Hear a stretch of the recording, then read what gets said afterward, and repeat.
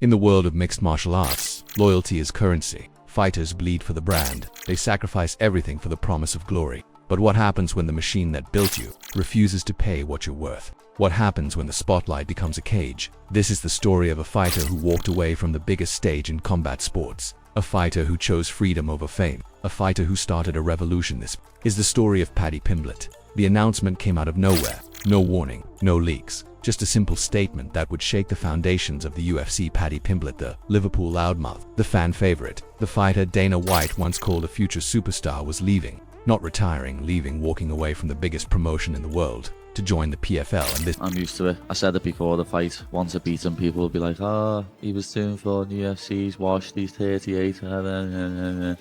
So they'll probably say the same, but I don't give a flying. I want to be ranked 7 on Monday. So this wasn't a negotiation tactic. This wasn't posturing. This was real. Frustration had been building for months, maybe years. Paddy wasn't the only fighter unhappy with the UFC, but he was the first to do something about it. It was supposed to be a normal week. Fight announcements, press conferences, the usual circus that surrounds the UFC. Paddy was doing interviews, congratulating fighters, flashing that trademark scouse grin. Everything seemed fine. And then he dropped the bomb. "I'm joining the PFL." 5 words. That's all it took. The MMA world erupted. Social media went into meltdown. Forums crashed. Podcasts scrambled to cover it. Within an hour, the announcement hit over 1 million views. Nobody saw it coming. Not the fans. Not the fighters. Not even Dana White. Chaos. Pure chaos. Fans were blindsided. Yeah, definitely. You know, the game plan went perfect. Everything we've been saying in the gym up until this point, where, you know, everything we said we were going to do, we done. And it was brilliant. Like, I'm very happy with my performance. Fighters were stunned. Analysts were skeptical. Was this real? Was it a publicity stunt? Some elaborate contract negotiation? A bargaining chip to squeeze more money out of the UFC? But insiders knew better. They'd seen the signs. The tension. The frustration. This wasn't impulsive. This was inevitable. Social media exploded with reactions. Fighters weighed in. Journalists scrambled for sources. Everyone had an opinion. And then Paddy confirmed it himself. On a surprise live stream. No UFC logo behind him. No corporate handler. Just Paddy speaking his truth. The shockwave had only just begun. He looked different. Serious. Composed. Gone was the brash, loud persona. This was a man who'd made a decision. A decision that would define his career. "I want a new chapter," he said. "A place where fighters get what they deserve." It wasn't just an exit. It was a declaration of war. Against the system. Against the machine. Against the notion that fighters should just shut up and fight. Paddy's rise in the UFC had been meteoric. Charisma, talent, controversy. He was adored by millions and hated by just as many. But love him or hate him, you couldn't ignore him. And now he was gone. On the surface, everything looked perfect. Paddy was Dana White's kind of fighter. Entertaining, marketable, a mouth that sold, pay-per-views, and a style that kept people watching. But behind the scenes, cracks were forming. Whispers of friction. Quiet frustration, compensation, disputes. Paddy looked around and saw fighters like Sean O'Malley. You know what I mean? I want to be a world champion. I've always said that I am going to be a world champion. And beating a former champion like Charles Oliveira And Alex Pereira getting paid, getting PPV points, getting the respect he felt he deserved, and it stung. This wasn't new. Francis Ngannou walked away over money. Nate Diaz fought his way out. The pattern was clear, and Paddy was paying attention. After he beat Michael Chandler, something shifted.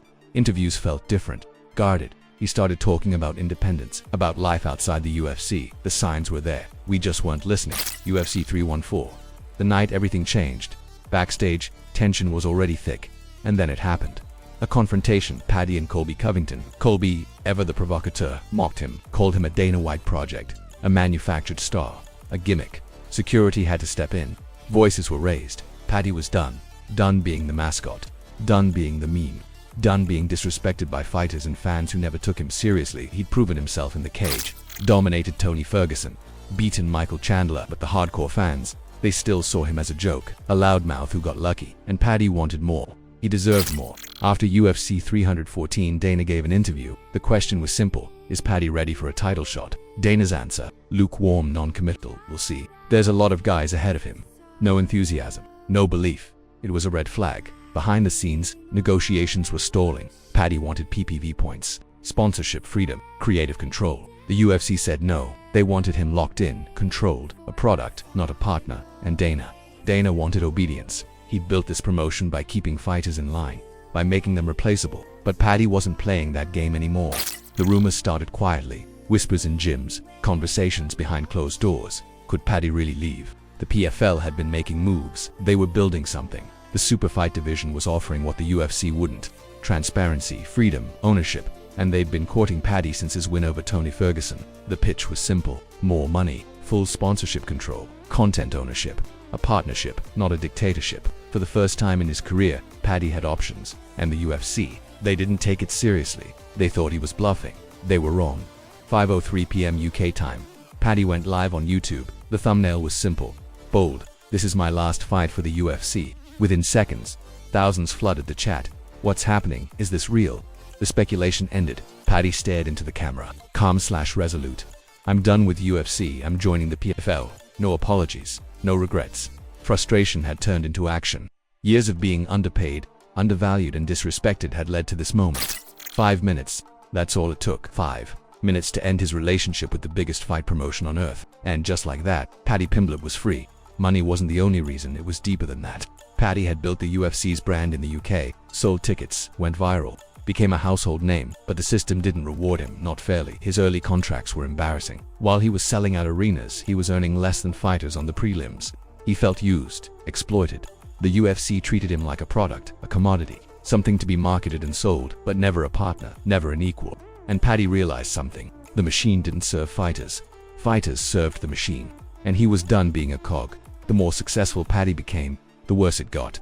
The UFC leaned on his personality, his charisma, his ability to sell a fight with a single interview, but they never paid him accordingly.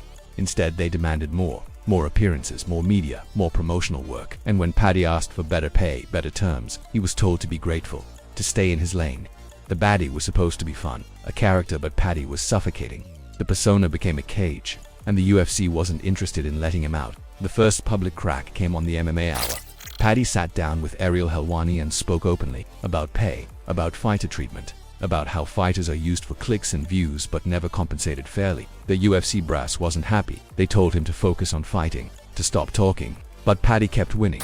His performance against Michael Chandler was career-defining, dominant, technical. He proved he belonged at the top. And yet, the UFC still downplayed his title chances. They still acted like he was just another fighter. That was the moment Paddy knew he'd never get what he deserved. Not here. The 2025 negotiations were the final straw. Paddy came to the table with clear demands: PPV points, sponsorship freedom, ownership of his podcast and likeness. The UFC rejected everything. Instead, they offered a long-term extension, more fights, more years, more control, a contract that would lock him in until 2030. Paddy said no, and that's when things got ugly. The UFC began retaliating, subtle at first: promo exclusions, fight delays. Paddy noticed he wasn't being included in press tours anymore. He was being frozen out, punished for wanting more. The message was clear: comply or be erased. International Fight Week, the UFC's biggest event of the year, Paddy was scheduled to appear. Multiple media obligations, fan events, the whole circus. But then he pulled out. The official reason: personal matters. The real reason: the UFC had banned his personal sponsors. Officials told him he was representing the UFC, that his image belonged to them. Paddy's response was simple: I am the brand. Communication with UFC executives collapsed. Calls went unanswered, emails ignored. The relationship was over. They just didn't know it yet.